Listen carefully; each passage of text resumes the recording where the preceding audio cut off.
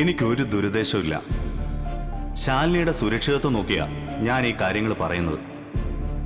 മനസ്സിലാക്കാൻ പറ്റുമെങ്കിൽ മനസ്സിലാക്ക്.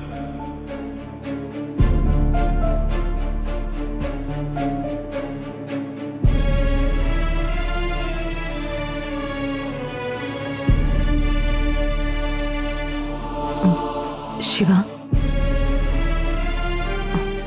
ശിവ,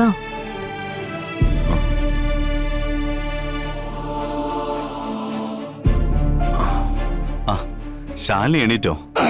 കുറെ നാളുകൾക്ക് ശേഷം ഇന്നലെ ഒരു അടി ഉണ്ടാക്കിയോണ്ട് സ്വസ്ഥമായിട്ട് ഉറങ്ങാൻ പറ്റി. നമുക്ക് വൈകിക്കാൻ പറ്റില്ല. ഉടനെ ഇവിടുന്ന് പോണം. അയ്യോ, ഞാൻ ആ കാര്യം അങ്ങ് മറന്നു. ഓക്കെ ഓക്കെ, ഞാൻ റെഡി. നമുക്ക് പോയേക്കാം. സാർ,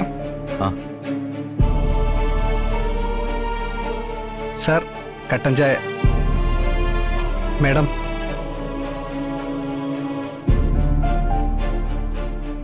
ഇതിവിടുത്തെ സ്പെഷ്യൽ ആണോ? അങ്ങനൊന്നുമില്ല. പക്ഷേ സാറിനെ പോലുള്ള ഗസ്റ്റുകൾക്ക് ഞങ്ങളിങ്ങനെ കൊടുക്കും. ഈ കട്ടൻ ചായ ഇന്നലത്തെ സ്പെഷ്യൽ പെർഫോമൻസിനാ. അങ്ങനെയാണെങ്കിൽ നാട്ടിലാരെങ്കിലും കട്ടൻ ചായ ഒരു ഫ്ലാസ്കിൽ കൊണ്ട് നടക്കേണ്ടി വരും. അവിടെ ഞാൻ എപ്പോ നോക്കിയാലും ഇതുപോലത്തെ ഒരു പെർഫോമൻസ് അല്ലേ? അത് ഞാൻ ഇന്നലെ കണ്ടല്ലോ. എന്തടിയായിരുന്നു സാർ ഇന്നലെ അടിച്ചത്? അവന്മാരെ ജീവിതത്തില് വാങ്ങിച്ചു കൂട്ടിയിട്ടുണ്ടാവില്ല ഇതുപോലൊരടി. ശരിക്കും സാറ് പുലി തന്നെ.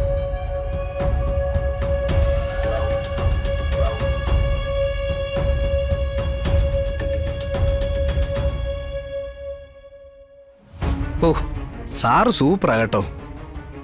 എന്തൊരു പെർഫോമൻസ് ആയിരുന്നു.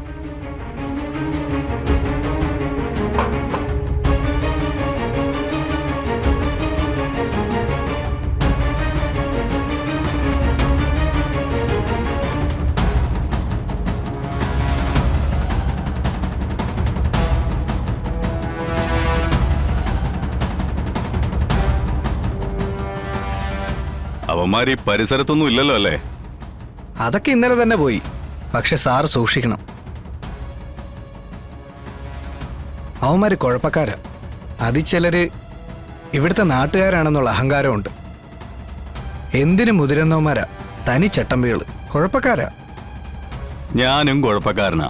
അവരൊരടി അടിച്ച രണ്ടടിയെങ്കിലും തിരിച്ചടിക്കാന്നുള്ള ചങ്കൂറ്റമുണ്ട്. പിന്നെന്ത് പേടിക്കാനാ? ആ, വരുന്നത് നമുക്ക് വരുന്നിടത്ത് വെച്ച് കാണാം. അത് വൈകിക്കാൻ പറ്റില്ല. പോണം. ആ, പോയേക്കാം. ശാലിനി റെഡി ആയിക്കോ, ഞാൻ റെഡിയാ.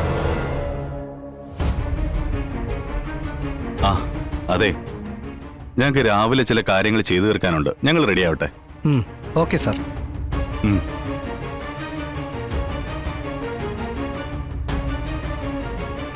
ഓ, എന്നാലും എന്തൊരടിയായിരുന്നു.